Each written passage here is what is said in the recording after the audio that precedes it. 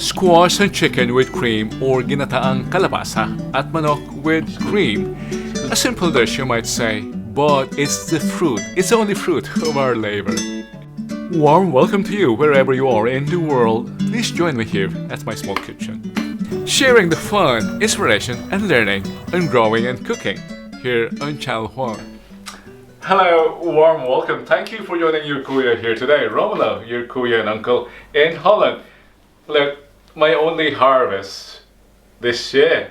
It's time to cook it. What's a better way to cook kalabasa than adding cream? We'll do that. It's kalabasa with chicken. Chicken also tastes better when added with cream. So it's chicken and kalabasa dish. I'm curious if this is mature enough. Let's hear it first. It should be resonant. And they say if it's resonant, it should be mature. Let's check.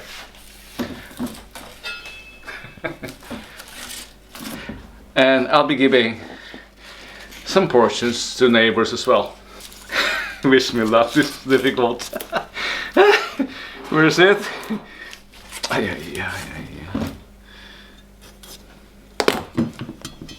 Yes, I think this is nothing enough. But for now, let's set it aside. This is enough for my recipe tonight.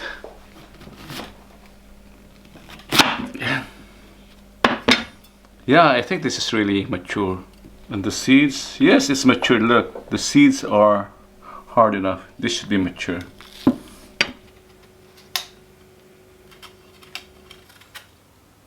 I'm gonna leave some green color to make it look better. But it's challenging to peel it, leaving a layer of green. And before we get totally immersed and absorbed by this kalabasa, we'll start preparing the rest of the ingredients or the spices as we enumerate what we need. We need onions plus garlic. What's onion without garlic? This is the best way of peeling a garlic, and since this is a stew, a sauce-based recipe, I recommend mincing the garlic finely, like this, as fine as you can. We're adding chicken to the dish, and that calls for ginger, which we are slicing thinly. Cream also goes well with ginger. That's a beautiful combination. Voila! Now, let's dice, or let's cut the chicken breast preferred over chicken and the bone for this dish, so that the chicken slices go well or combine well with the kalabasa dice. Now, resuming with the task on the squash, let's cut the squash into cubes like this, bite size. And here's a glance of the complete ingredients which we have prepped. By the way, in addition to these ingredients, I'll be adding beans. It's frozen, that's why I'm not bringing it out yet. Plus, to give more color, I'll be adding some chili as well, to give it a red accent. We can start with the stir fry now. If you notice, I was easy with the cooking oil. I'll be adding full cream or heavy cream to this, so I want to minimize the amount of fat. Although the more fat, that would be better, but it might be overpowering. Do you hear that? It begins to sizzle. We can stir fry now.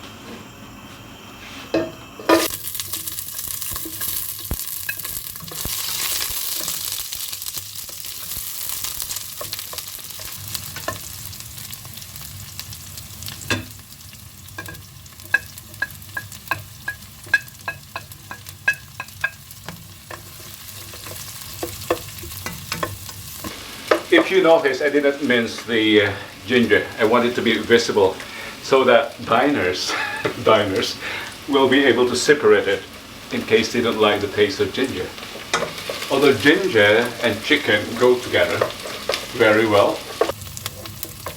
With that high fire, I can add the chicken now. Well, I mean flame, not fire, flame.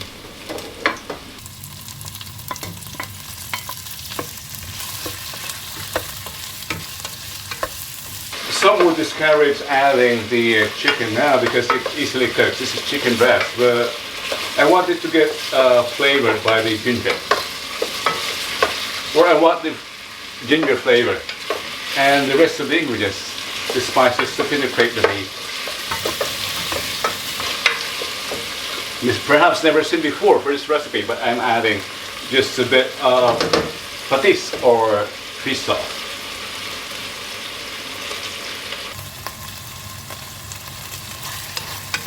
This is an option I learned from my base, just to intensify the chicken flavor. Chicken powder at this point.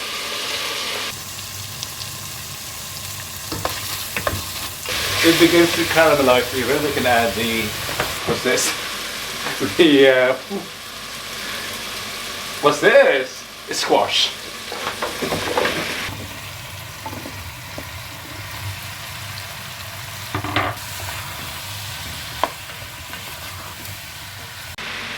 I'll add just a very small amount of water just to keep it from burning.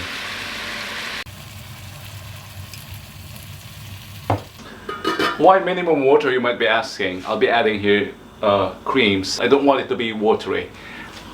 We can add more water if needed, but I want it to be very minimum. Very minimum.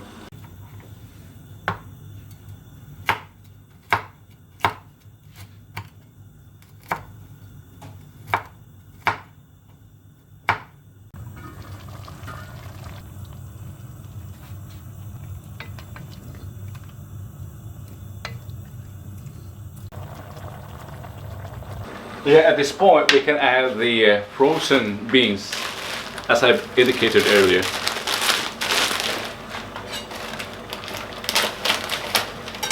This will add more moisture.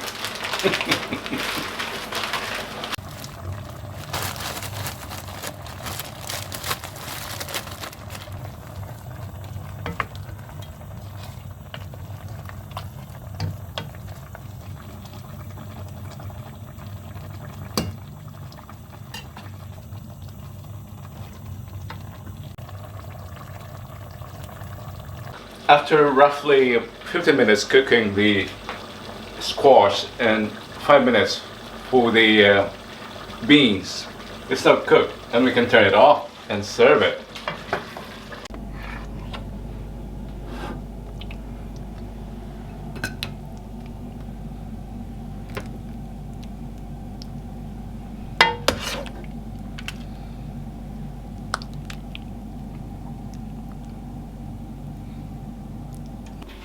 And look at that, it's a bit too green, but it's delicious. Ginataang Kalabasa or squash with cream. Squash and chicken with cream. Gawana, you can make it at home. And of course, for me, I'm happy because I grew the squash myself. So this should be an immersive experience. I hope you enjoyed our show today. Join me again next time as I bring you more inspiration and learning and fun from the garden and from here, our small kitchen. Until next time, your Kuya Uncle here, Romino. Let's see if this tastes really good. Oh, let's eat it with rice. It's time to serve it.